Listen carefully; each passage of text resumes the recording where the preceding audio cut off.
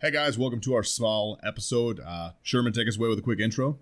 Hey everybody, welcome to Into the 99 bonus episode where we have 99 cards and Commanders number 1. I'm one of your hosts, Sherman. I am Daniel. And I'm Brian. So today we're just going to be doing a quick talk. Obviously everyone has seen the shrines that have come out. They are all amazing, and we're just talking about who's the better commander option for them. So the two that we're going to go for, obviously shrines are 5 color.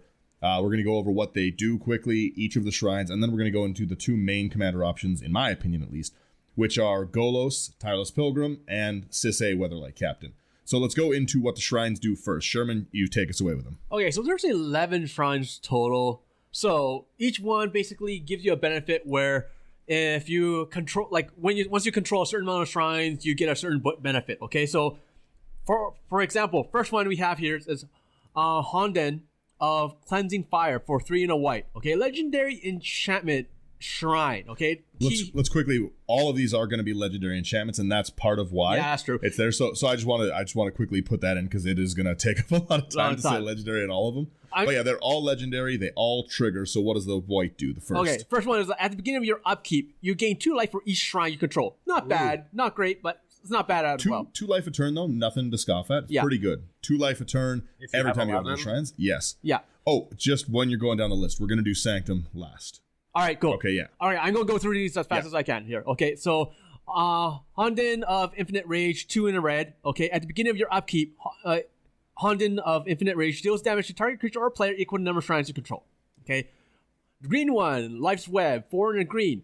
Okay, at the beginning of your upkeep, put a 1/1 color spirit creature token onto the battlefield for each shrine you control, which is pretty dope. Okay, Knight's Reach, which is the black one, 3 in a black. All right, at the beginning of your upkeep, target opponent discards a card for each shrine you control. Harsh. Yeah, pretty brutal that one. These are still the old ones. We haven't even gotten to the new ones yet, okay? So once you have 7, discard your hand. Pretty much. Seeing Wind, the blue one, 4 in a blue. Okay, at the beginning of your upkeep, draw a card for each shrine you control. Really, really awesome. Yep, okay. Draw is always good. So the new ones are all called Sanctum. Yeah. So Sanctum of Calming Waters, 3 in a blue. Okay, at the beginning of your pre-combat main phase, you may draw X cards where X is the number of shrines you control. If you do, discard a card. Only 1 card. Okay. Fruitful Harvest is 2 in a green. At the beginning of your pre-combat main phase, add X mana of any 1 color where X is the number of shrines you control. Which is awesome. Which is really good. It's pre-combat main phase too, right? So Shattered Heights, 2 in a red. For 1 mana, and you do this many times as you want, okay, discard a land card or shrine card. The Shattered Heights deals X damage to target creature or player where X is the number of shrines you control. It's not bad, not great, but not bad. Okay. Stone Fangs, 1 in a black. At the beginning of your pre-combat main phase, each opponent loses X life and you gain X life where X is the number of shrines you control, which is probably my favorite one. This one also, it does show that they were thinking of commander. It's each opponent, not target opponent. Yeah. Nice. And then the Tranquil Light for 1 single white mana. Okay. But 5 in a white, tap target creature. This ability costs 1 less for to activate for each shrine you control. So all of them are pretty solid, but they all come together nicely with this last one. Sanctum of All. So for Wooburg, all right, at the beginning of your upkeep, you may search your library and or graveyard for a shrine card and put it onto the battlefield. If you search your library this way, shuffle it. If an ability of another shrine you control triggers while you control 6 or more shrines, that ability triggers an additional time. And that is the key here. Oh, wow. So you get the double trigger. So anything that brings like a Paradox Haze, for instance, if you have 2 upkeeps, you're going to get 4 triggers per shrine if you have any of the other 5 out. That is awesome. While you control 6 or more shrines, this is a shrine. So this and any 5 others is going to trigger twice with 6 on the board. So looking at it that way, Honden of Seeing Winds is going to draw you 24 cards with the Paradox Engine. Yeah. You're going to have, if you don't have it, or not Paradox Engine, Paradox Haze, Honden of Infinite Rage is going to smash someone for 12 damage if you have 6 shrines out. Yeah. If you have all of the shrines out, 22 damage. If you have all of the shrines out, 22 spirits. 22 mana in your upkeep. 4 people discarding 11 cards a turn. It's so hilarious. And this is why people are going crazy. I understand why. I saw the one post that was on Twitter about Or no, it was on Reddit about the guy raging about shrines. Well, yeah. So the thing is, they do get really, really, really strong. The weakest shrine, in my opinion, of this is the red one. The white one, it's expensive to tap, but it's very, very easy to get out. It's one white. It's not costly. It's going to trigger your other shrines. It does let you tap other creatures, and the ability to pump white mana into just tapping a board down is exceptionally strong. Especially we've seen in a 5-color how easy you can get lots of mana going because you're going to run a big ramp package, and then you're going to run things like a Dryad of Elysian Grove, a Prismatic Omen, Chromatic Lantern, and just the ability to tap down every threat eventually at 1 mana a cost the whole way around really is going to lock the board state down. And these are legendary artifacts? Legendary shrines, enchantments. Legendary enchantments. Yeah. Oh, and no one really runs enchantment. Enchantment Destruction's one of the Exactly. hardest. And let's reread that Sanctum of All. Yeah. Sanctum of All. At the beginning of your upkeep, you can search your library and or graveyard for a shrine and put it onto the battlefield. You need to remove it from game. You need to exile it. So So you need Enchantment Exile to get rid of these the Hondens or the Sanctums, or you need to be able to get rid of that. And people don't run enough enchantment removal at all in general. Yeah. So that is obviously a problem. The white isn't the weakest one. What I think is the weakest one is the Sanctum of Shattered Heights until you put something else in the deck. So Sanctum of Shattered Heights, again, is that 1 and discard a land or shrine. Number 1, with the Honden out and all these shrines triggering, you're going to outdraw your deck. You have the ability to draw so much, so that ability to have the discarding lands, where you'd have to discard them anyways, is very, very important. But it can only hit creatures and planeswalkers, which does make it a little weaker than the other one. The workaround for that is the card Repercussion, an enchantment that whenever a creature takes damage, its controller takes that much damage as well. It's a red enchantment, again, very on theme for this enchantment-based deck, and it's awesome. That or things like, I think it's Stuffy Doll, that whenever it's dealt damage, you want to have something to direct the damage at so that you can still bolt your opponents with this card. Otherwise, it still works and functions as creature or planeswalker removal. It's not the worst, but I just do think it is significantly weaker when you look at the Stonefangs, for instance. The ability just even for 1 and a black, for everyone to lose a life and you to gain a life every turn for 1 shrine, it's already great. And it just gets better and better and better. With every shrine out, if you have all 11, you're going to be hitting, again, for 22 every turn. You'll drain the table for 22 and gain 22. It's not damage. It's actually like life loss. Yeah. Loses X life, right? You gain X life. Yeah. It's very, very strong. And again, like some of the other ones, like the Sanctum of Calm Waters, I believe, is better than the other Honden because it's at the beginning. You may draw X cards. You do not have to. So the blue Honden is great, but you must draw it. If you do not have the cards, you will kill yourself if you must draw it. Or if you have a Lab Maniac, you win. Yes, exactly. But like when you compare the white Sanctum and the red Sanctum to like the Fruitful Harvest, the add X mana of any one color, that's just such a good card. So good. And the ability, again, for that to trigger twice. Every one of these triggers, very simple math. If you have all of them, there's 11. And if they trigger twice, that's that. 22 mana of any one color is busted. Yeah. There's 22 mana is enough to win the game, generally. Yeah. I would hope so. Yeah. And so that kind of gets into why we want to talk about which commander to go with, because I believe personally that Golos or Sisay are the best two. So let's talk about Golos first. Obviously, he's 5 colors. He's a 5 mana, 3/5. What I like the most about Golos specifically is that he has the ability to mana fix. He has an ETB when he enters. You may search your library for any land, put it onto the battlefield, then shuffle. So he is really good at fixing that Wooburg problem that you're going to face. Then he also has Wooburg in 2, so he has the mana sink. Exile the top 3 cards of your library. You can play them without paying their mana cost. So he does have some benefits to him where he has another Wooburg sink. You're playing Wooburg. He's 5 mana, so it really doesn't matter if you don't have the right colors to get him in. You can fix it really, really easy. There's definitely good benefits to running him. The other option, Sherman, do you have Sisay up? So Sisay, I don't, but off memory, basically... I've got her here. Okay, cool. Don't worry, yeah. So Sisay, Weatherlight Captain, is a legendary creature, a human soldier. She's 2 and a white for a 2/2. She gets 1/1 for each color among other legendary permanents you control. And she has, for Wooburg, search your library for a legendary permanent with CMC cost less than her power, put it onto the battlefield, then shuffle. So it's crazy. And like both these cards, like after the shrines were announced and everything, everyone's been running down to the LGS trying to buy the copy so they can make this deck. And this deck is silly. Well, this almost does seem like it was designed for her because you can only fetch permanents under her CMC. Yeah. So with Wooburg available, you can very easily go and fetch the shrine that's 1 cost, followed by the 2 cost red shrine or the black or 2 cost black shrine, 3 cost red shrine, 4 cost, and so on and so forth. So you can get her power up pretty quickly. But the other advantage of her is Golos' Sync. It lets you cast those spells without paying their mana cost. You can't really do that on someone else's turn unless you have a flash ability. Whereas Sisay searches for a legendary permanent. It is not cast, so they'd have to have something to counter the ability. And it's put onto the battlefield. You can do it at instant speed. If you have a Seedborn and Wooburg, you can do it 4 times. So I just kind of want to get everyone's quick thoughts here on which one would you go with? And if there's another one you would go with. Ooh, I don't know. Brian, which one would you go for first? And for sake of ease and the ability to cast stuff during other people's turn, just so you're not waiting, I'd have to say Sisay. Sisay does seem really, really good. That's the option that I finally settled on because my brother made a similar deck and his went Sisay, and just that ability to go and tutor those ones you're looking for. It's the built-in tutor. Tutors are expensive in general. Yeah.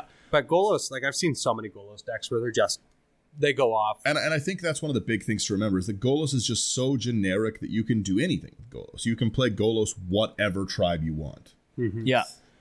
So I do think that Sisay has some good advantages. So let's talk a little bit before we go here. Again, a short episode today. We're just talking about the benefits of them. What would you put in the Sisay deck? If you know that legendary permanents are going to be there, you know Wooburg, is there what would be your go-to to start? Ooh. None of us have like any EDH rec lists or anything up like that. We're just talking about what we have and what we'd put in. And is there any sub-theme you'd go in? Well, you know me, I do the jank thing, but I would definitely put in my usual ramp package because I'm in green. Yep. Okay.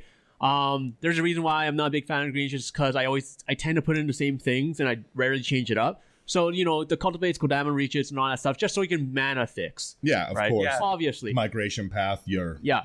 I wouldn't bother with any tutors. I would put in a bunch of protection for Sisay, because Sisay is the tutor that's going to grab everything for me. So I would put in a bunch of stuff to protect Sisay no matter what. That's a great point. Yeah, because like you're going to have like all the equipment, like the Lightning Greaves and Swiftfoot Boots. Nurok's Stealth Suit is one of my favorites for... Oh, that is a great one. Yeah, because it's an instant speed move.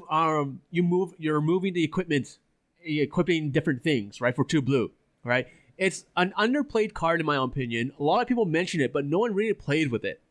All right. So on top of that, you are in blue, so you have a lot of ways to protect it. You're in white, so you have a lot of ways to make it indestructible or protect as well.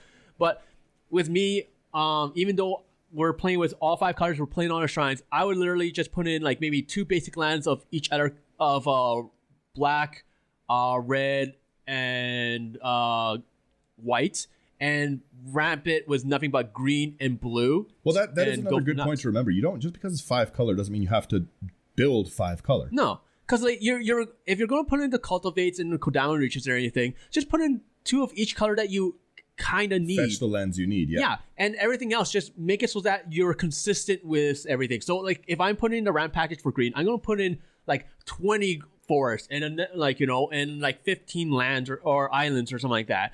And then the rest, like, I color fill with whatever, because I know I'm going to fetch those lands, whether it's going to be with a spell or like Evolving Wild or something like that. And that's what I would do at least. Well, speaking of that as well, another thing to remember is that you can fetch the legendary lands. You can go and get a Serra Sanctum with it. And again, you're running enchantments, so probably going to pay off to get that white mana there. Yeah. But you can also get things like a Gaia's Cradle or any other of the legendary lands. You can go fetch them out. You can go grab Urborg the first turn that you have Wooburg available if you want to have everything swamp related. Yeah. Yeah, that's very true. And also, like, I think for me, I'd probably be going essentially the same land ramp package. So all of those cultivates. I would probably be running most of because you're going to be doing your damage mainly with the shrines. Like, you'd hope so, right? Yeah. Or shrine related things. Yeah. So I'd probably be getting like all the indestructible, so heroic intervention gives all my permanents indestructible, and Teferi's protection to be able to, if there's a wipe that's coming, that's destroy all permanents, that I'm able to bounce and protect myself. Other than that, I'd probably be just looking for other legendary items. I don't know if I would run any non-legendary stuff, so I'm able to do the search. So if there is something that I need, that I know that I can fetch it with my commander. Well, running Sisay in this manner also allows you to have tutorable planeswalkers at instant speed, which is nothing to shake your head at. That is a very, very strong ability. One of the best cards to tutor up in this deck, in my opinion, Blackblade Reforged, because the 1/1 for each land you control is going to make Sisay hit that extreme power spike that you need to get anything. And, you know, a few lands deep, because she also gets 1/1 for each color among other legendary permanents, you can be pulling the Titans out of your deck pretty easy. You can be pulling things like Legacy Weapon out, where remove permanent from the game. Like, Oof. There's a lot of really, really good cards to search with. Keep in mind though, like a lot of people mention these things, but like there's a lot of other things that are legendary that make it that are in a sense kind of salty, but yet not people kind of accept it. So one of them is going to be Hammer of Hammer of Nazan. Amazing equipment. It's gonna. I never even thought of putting that one in. Yeah, because it makes them indestructible. Right, so so you don't have to worry about heroic intervention and all that stuff. I believe it attaches to a creature when it enters too, does it not? For the first time. Yeah. And then after that, you have to equip it, okay? And then you have other things where it's like Shalai. Oh, Shalai is another one you can go grab. Because this is legendary. It's only a hexproof. Yeah, and it's a 4 cost, right?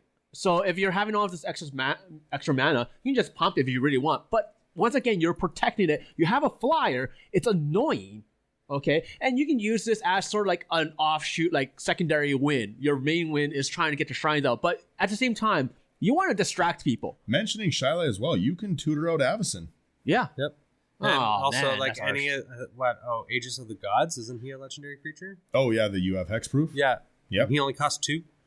Yeah, very, very. Oh no, he's not legendary. He's just an enchantment. Oh, okay. But still, if you're running enchantments in general, you're going to be running a package that supports enchantments and getting them back. So, but you can also fetch the planeswalkers from Word of Spark that give you hexproof and stuff like that. Yep. Like, how many of them have passive abilities that are low casting cost in Word of Spark? Let's face it. Okay? Yeah, that's very true. I think it's Teo, the light shield one, the white one. Yeah, I think he's hexproof. Yeah, yeah, gives you hexproof, and for a -2, it gives you a 0/3 defender. And you can do that twice before it gets down to 1 or something like that. A really interesting thing about a deck like this is that it's going to be enchantment based mostly a lot of the time if you're building into the Shrine Path. And as we talked about earlier, there's not much that deals with them, especially when Sanctum of All is A, tutorable, and B, you can bring your other shrines back from the graveyard. All you have to do really is protect that shrine. You know, one way to give yourself flash with Sisay, I just realized? First thing you go for, not really the first thing, but once you get up there, the first thing you would go for is Wrath, Capuchin. Yep.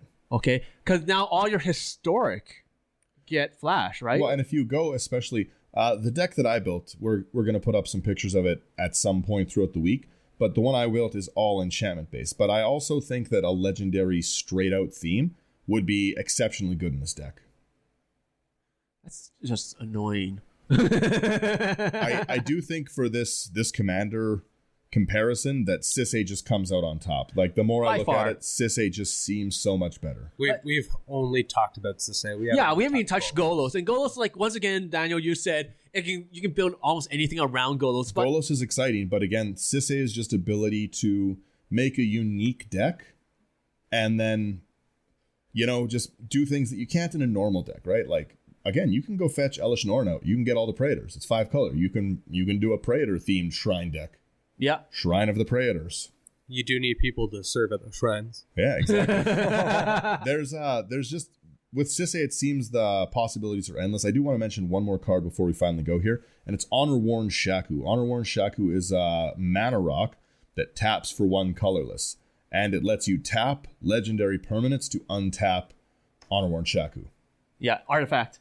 Yeah, so you can go and you can basically turn all those planeswalkers you're fetching into mana generation, and if you fetch that new nonsense card that they brought out, Chromatic Orrery, Yes. Oh, it's Yes. so good. Well, and Chromatic Orrery as well. If you fetch Chromatic Orrery to the battlefield, if Sisay's power hits 7, you can just tap Chromatic Orrery and trigger Sisay again. So once you have Sisay at power 7 and Wooburg available, you can Chromatic Orrery, tap again, and fetch twice for 1 Wooburg. So realistically, if you wanted to just go very deep into it, you could get that Chromatic Orrery to the Jingatha or Gigantha, whatever it is, go into your next turn and have 3 fetches available to start your turn off. That's amazing. That's busted. That's awesome. Let us tell us what you think. Let us know if you're going to play something like this. Are you excited for the shrines? I know that I was as soon as they came out. And yeah, thank you guys for tuning into this shorter episode. Let us know what you think, guys. All right, cool. Brian, do you have anything? Share your lists. I'm sure that like we mentioned all the time, everyone builds their decks differently. We love going through and checking out deck lists of what our followers build, and it gives us ideas. Yeah. Well, and even I think honestly, just seeing the way the 3 of us would build Sisay would be very different. So I would love to see how other people are as well. That's the beauty of the 3 of us. Well, the 4 of us, including Hope, but she's not here right now. Yeah, but, Hope's off working. Yeah. So, but we all have. You guys listened to us enough times by now. You guys all know we build way differently. So, but hit us up. We definitely wanted to take a look at it. If you guys want suggestions, we can definitely do that as well. But other than that, hit us up on Instagram, Facebook. We have a Discord server. Yeah. Discord server, very, very active Discord server. We have a website where we're releasing articles constantly. Daniel actually released one not too long ago. Yeah, make sure we have great writers. Make sure you check them out. Give them a follow on Instagram. Interact with them. Yeah. Other than that, I have nothing else to add. So catch you all later. See ya.